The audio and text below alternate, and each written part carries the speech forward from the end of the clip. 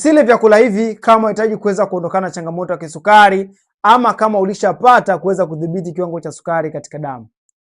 Chakula cha kwanza, ugali. Chakula cha pili, wali.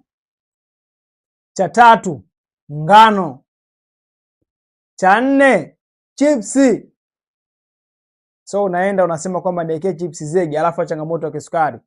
Ni ngumu sana kuweza kupata matokeo. So ukiamka asubuhi moja kwa moja akimbilia polo la wali, ni ngumu sana kuweza kupata matokeo kama changamoto ya sukari. Unaamka asubuhi kwa akimbilia chapati, ni ngumu sana kuweza kupata matokeo kama changamoto ya sukari. Hakikisha unaepuka vyakula hivi, utakaa sawa.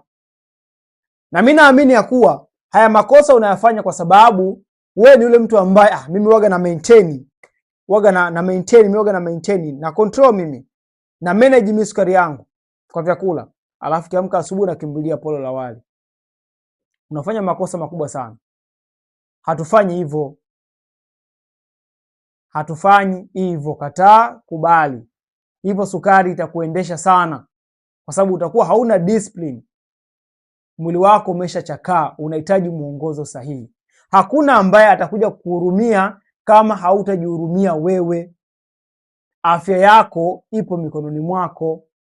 So ukisema kwamba ukapuuzia ni sawa, mimi nakupa ushauri. Ila ukipuuzia it's okay. Kama utafata utakusaidia.